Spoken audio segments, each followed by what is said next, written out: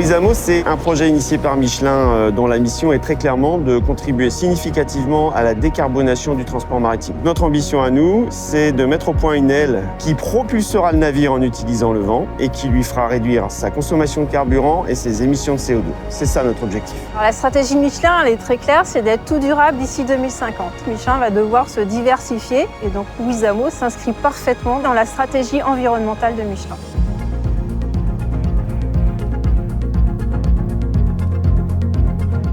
Wizamo, c'est un système de propulsion hélique qui est basé sur 3 principes fondamentaux, son mât télescopique, son enveloppe gonflable et son automatisme.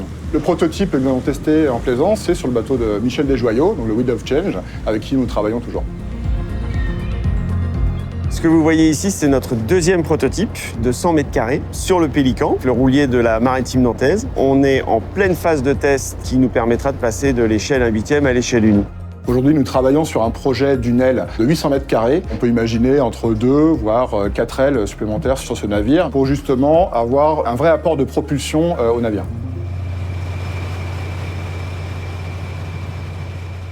L'accueil de l'aile sur le bateau, il est très bon de manière générale.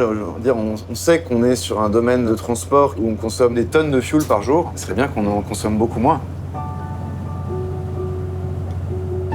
L'équipage et le commandant étaient très curieux de voir arriver cette aile puisque c'est complètement novateur. En fait, c'est une nouvelle façon de travailler sur un roulier. La voile, pour moi, c'était Moitessier et le Belém.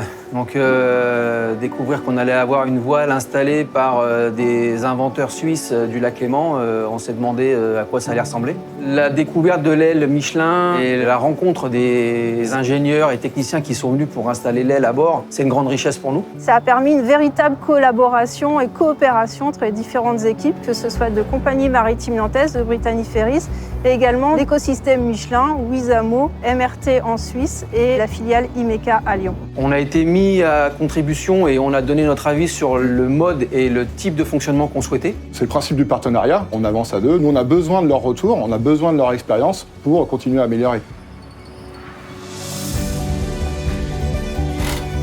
On a fait en sorte d'intégrer le prototype au mode de chargement-déchargement du bateau. Pour nous, c'est transparent.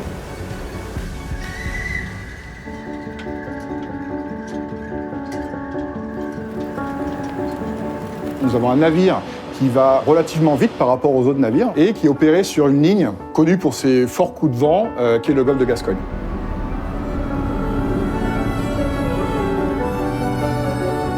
Donc l'aile est hyper robuste, elle peut tenir des vents qui vont jusqu'à 55 nœuds. Et je suis assez surpris de l'efficacité et de la manière dont les manœuvres de hissage et d'affalage sont réussies. Ils ont pu travailler sans se préoccuper de l'aile. Ils l'ont complètement oublié. Le dispositif est simple, automatique, peut se gérer seul. On entre dans une nouvelle dimension. C'est plus la voile à papy ou la voile du XVIe siècle. On voit que le projet commence à prendre en compte la réalité du métier à travers la houle, les mouvements assez forts de la mer ou encore le vent. L'aile Wizamo, ça va marcher. Ça va marcher et nous, on y croit beaucoup parce qu'on est convaincus, au travers de tous les échanges qu'on a avec nos partenaires, qu'elle répond parfaitement aux exigences du transport maritime. On est content de voir revenir la voile sur le devant de la scène pour réduire les émissions de CO2. C'est vrai que Wizamo, c'est pas tout à fait un projet comme les autres. Il est porteur d'énormément de sens. Il les prépare vraiment, très concrètement, à faire face aux enjeux de demain.